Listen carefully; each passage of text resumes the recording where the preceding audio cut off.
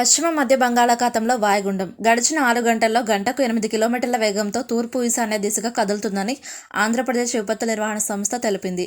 ఈ వాయుగుండం ప్రస్తుతానికి విశాఖపట్నంకు 430 కిలోమీటర్లు, చెన్నైకు 490 కిలోమీటర్లు, గోపాల్పూర్ 580 కిలోమీటర్ల దూరంలో ఉందన్నారు. ఆ తర్వాత సముద్రంలో క్రమంగా బలహీనపడే అవకాశం ఉందని తెలిపారు. ఈ ప్రభావంతో ఇవాళ ఉత్తర కోస్తా, దక్షిణ కోస్తాంధ్రలో, రాయలసీమ జిల్లాల్లో తేలికపాటి నుంచి మోస్తరు వర్షాలు కురిసే అవకాశాలు ఉన్నాయని అంచనా వేస్తున్నారు.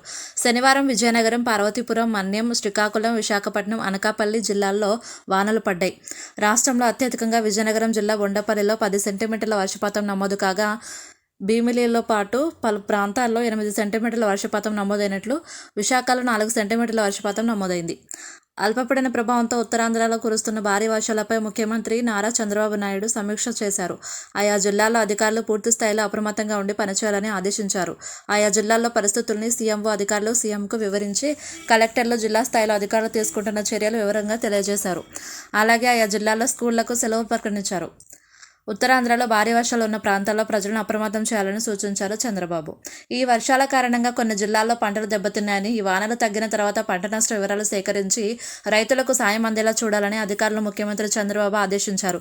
ఏ జిల్లాలో భారీ వర్షం పడుతుందో ఎప్పటికప్పుడు సమాచారాన్ని రైతులకు చేరేలా చూడాలని సూచించారు. జిల్లాల వారీగా అన్ని స్థాయిల్లో అధికారులు పూర్తిగా అప్రమత్తంగా ఉండి పనిచేయాలని ఆదేశించారు.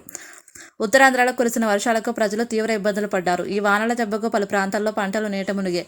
అయితే చేతికి వచ్చిన పంట ఇలా నీటిపాలవడంతో అన్నదాతలు తీవ్ర ఆవేదన వ్యక్తం చేస్తున్నారు.